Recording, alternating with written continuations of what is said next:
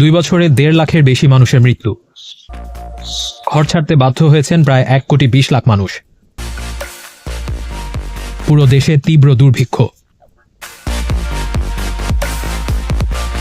আফ্রিকার তৃতীয় বৃহত্তম দেশ সুদানে গৃহযুদ্ধের ফলে এই মুহূর্তে বিশ্বের সবচেয়ে ভয়াবহ মানবিক সংকট চলছে বলে বলছে জাতিসংঘ। দেশের ক্ষমতা দখলকে কেন্দ্র করে 2023 সালের এপ্রিলে সুদানে ভয়াবহ গৃহযুদ্ধ ছড়িয়ে পড়ে। সেনাবাহিনী আর কুখ্যাত paramilitary group rapid support forces RSF এর মধ্যে সে সময় থেকেই শুরু হয় সশস্ত্র সংঘাত। ওই যুদ্ধের শুরুটা হয়েছিল 2019 সালে 3 দশক ধরে প্রেসিডেন্ট থাকা ওমর আল বশিরকে ক্ষমতাচ্যুত করার মধ্যে দিয়ে। 1989 সালে সেনা অভ্যুত্থানের মধ্যে দিয়ে সুদানের ক্ষমতায় আসা ওমর আল বশিরকে পদ থেকে সরাতে 2019 সালে সুদানে ব্যাপক মাত্রায় বিক্ষোভ হয়। তারই ধারাবাহিকতায় সেনাবাহিনী অভ্যুত্থানের মাধ্যমে প্রেসিডেন্টের পতন ঘটায়।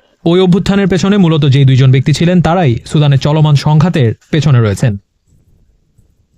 এরা হলেন general Abdel Fattah al Burhan এবং জেনারেল মোহাম্মদ হামদান দাগালো।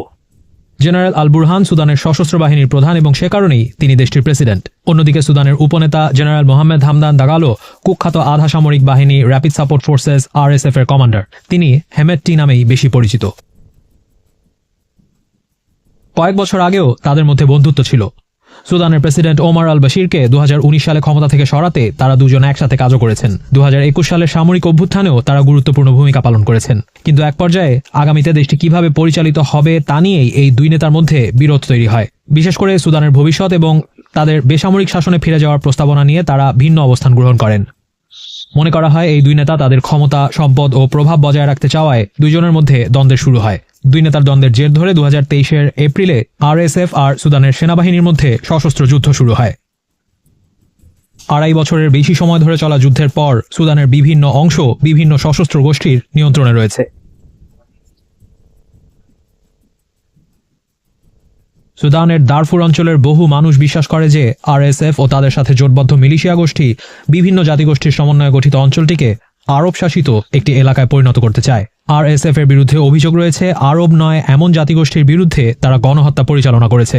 গত বছরের মার্চে জাতিসংঘের শিশু বিষয়ক সংস্থা UNICEF এমনও তথ্য দিয়েছে যে সশস্ত্র সেনারা 1 বছর বয়সী শিশুদেরও ধর্ষণ করেছে এবং যৌন নির্যাতন করেছে। এ ধরনের নির্যাতনের শিকার হয়ে শিশুদের অনেকে আত্মহত্যা করার চেষ্টা করেছে। এছাড়া গত বছরের মার্চেই দারফুরের স্থানীয় মাসালিদ গোষ্ঠী ও আরব নয় এমন কিছু গোষ্ঠীর বিরুদ্ধে RSF ও তাদের সশস্ত্র জোটসঙ্গীরা গণহত্যা চালানোর চেষ্টা চালিয়েছে বলে প্রতিবেদন প্রকাশ করে হিউম্যান রাইটস ওয়াচ। এসব অভিযোগের ভিত্তিতে ওই অঞ্চলে করা জাতিসংঘের তদন্তে উঠে আসে যে RSF এর গণহত্যা ছাড়াও সুদানের সেনাবাহিনীও ব্যাপক মাত্রায় যুদ্ধাপরাধের সাথে জড়িত। বর্তমানে গত কয়েকদিনে এল ফাশের অঞ্চল থেকে আসা সহিংসতা ও গণহত্যার যেসব খবর পাওয়া যাচ্ছে তাতে ওই অঞ্চলে থাকা প্রায় 2.5 লাখ মানুষের ভবিষ্যৎ নিয়ে আশঙ্কা তৈরি হয়েছে। এই 2.5 লাখ মানুষের একটা বড় অংশ জাতিগতভাবে আরব নয়। প্রায় 18 মাস ধরে অবরোধ ও বোমাবর্ষণের পর RSF যোদ্ধারা কয়েকদিন আগে আল ফাশের শহরের নিয়ন্ত্রণ নেয় এবং ব্যাপক গণহত্যা ও মানবতাবিরোধী অপরাধ চালায় বলে অভিযোগ উঠেছে। RSF এল ফাশেরে জাতিগত নির্মূলের অভিযোগ প্রত্যাখ্যান করেছে। আরব মিলিশিয়াগুলো যেভাবে আরব নয় এমন জনগোষ্ঠীকে টার্গেট করে এল ফাশেরেও তারা সেই প্যাটার্ন অনুসরণ করছে বলেই অভিযোগ উঠেছে। গৃহযুদ্ধ শুরু হওয়ার আগে সুদান বিশ্বের দরিদ্রতম দেশগুলোর একটি ছিল, যদিও এটি বিশ্বের অন্যতম স্বর্ণ উৎপাদনকারী দেশ। সুদানের 4,07,00,000 নাগরিকের গড় বার্ষিক আয় মাথাপিছু $750 কম। আর এরই মধ্যে দীর্ঘদিন ধরে চলা এই সংঘাত সুদানের পরিস্থিতিকে আরও খারাপ করেছে।